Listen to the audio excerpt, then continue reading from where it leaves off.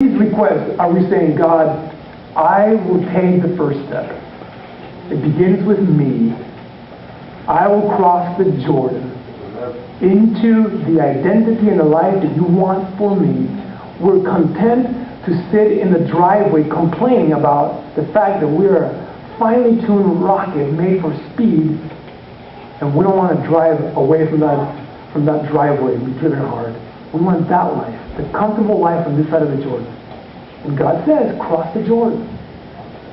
It's not safe, it's not fun over there, there's lots of risk, but it'll be the life that you want, the life that I have for you, your identity.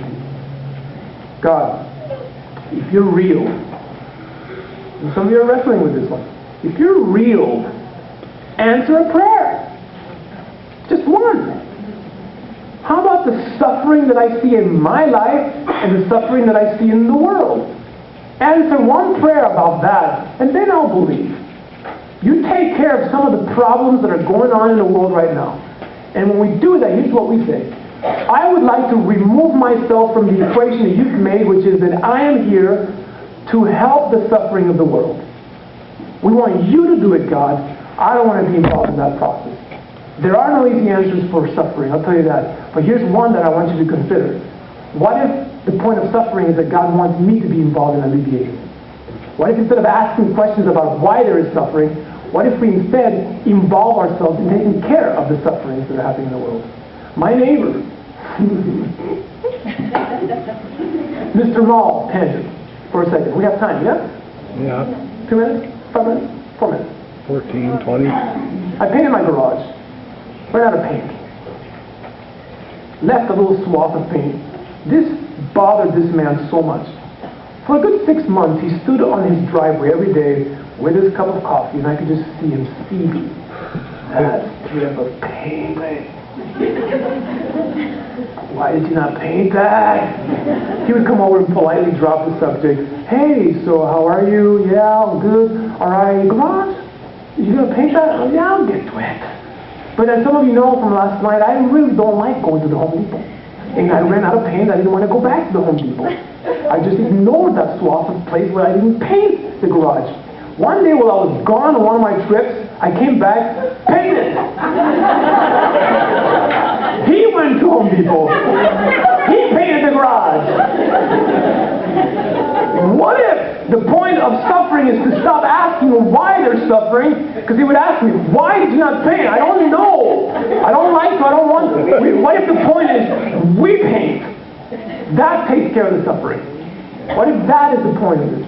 Anyway, that's not what we want. We want God to take care of all of it. But what if God doesn't do that? What if God is waiting for you? If you're having trouble with believing in God, what if God is waiting for you one day to say, I will cross this river. I don't know what's on the other side, but I know you want me there, God. I know you've been calling me to that side. And what if the answers aren't going to be easy on the other side? And what if the answers are going to be sometimes not the point? Maybe the question is the point. Maybe the journey is the point. But that's what God wants us. What God wants you if you're struggling with belief in God. I'll leave with this final illustration.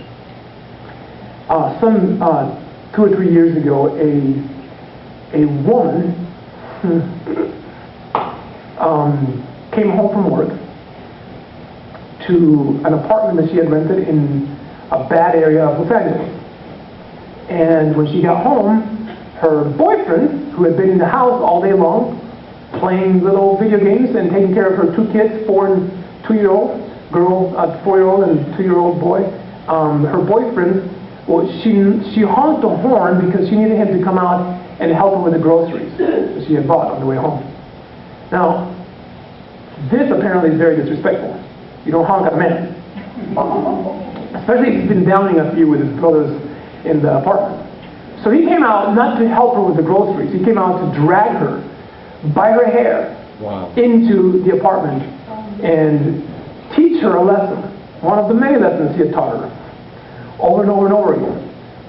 And this time, with the kids watching the whole thing happening, she remembers praying, God, there's got to be something else.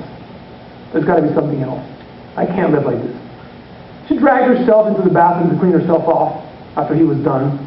And her daughter, Savannah, walked into the bathroom with her, closed the door, and a 4-year-old speaking. It was an angel, she believes now, speaking to her through her daughter.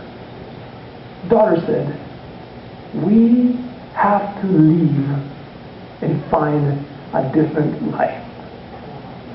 Wow. I hear this story and I still get chilled. Really. Okay? The next morning, Saturday morning, she packed a few things into her car, a lunch and a couple sandwiches, and she said, "You know what, kids, we're going to drive out to the countryside." Now, to the countryside, Riverside, where I live, she was calling that the countryside. You're from Southern California, you know what I'm talking about.